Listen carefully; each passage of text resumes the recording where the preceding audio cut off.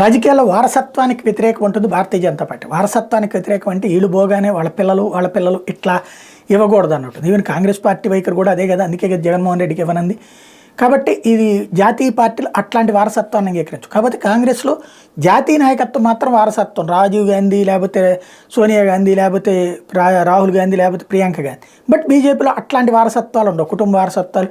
వాజ్పేయి బిడ్డలను ఎవరిని తీసుకురాలి, లేకపోతే అద్వానీ బిడ్డలను ఎవరిని తీసుకొచ్చి పెట్టలేదు. కాకపోతే పార్టీలో వాళ్ళు ఎవరు పని చేయకుండా నిషేధం ఏం లేదు. పనిచేసి కష్టపడితే ప్రమోద్ మహాజన్ కుమార్తెకి ఇవ్వలేదా, కొడుకు దెబ్బతిన్నా సరే, అట్లాగా రకరకాలు ఉంటుంటాయి దాంట్లో నుంచి. ఇప్పుడు వచ్చేటప్పటికి క్లియర్గా తాజాగా కనబడుతున్నటువంటిది బన్సూరి స్వరాజ్, సుష్మా స్వరాజ్ ఎవరైతే మంచి వాక్చాతుర్యంతో నడుచుకొచ్చినటువంటి, అప్పట్లో తెలంగాణ ఇచ్చినటువంటి పెద్దమ్మ సోనియా అయితే చిన్నమ్మ నేను అని చెప్పుకొచ్చినటువంటి సుష్మా స్వరాజు, వాళ్ళ అమ్మాయి బన్సూరి స్వరాజు సుప్రీంకోర్టు లాయర్ కూడా.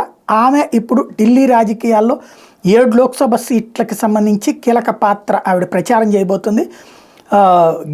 ఈవిడ కనుక సక్సెస్ అయితే ఇప్పుడు ఆ 7 సీట్లు గెలిపించి తీసుకురాగలిగితే నెక్స్ట్ అసెంబ్లీకి కేజ్రీవాల్కి ఎదురుగా ముఖ్యమంత్రి అభ్యర్థిగా ఆమెను నిలిపేందుకు సిద్ధపడుతోంది బీజేపీ.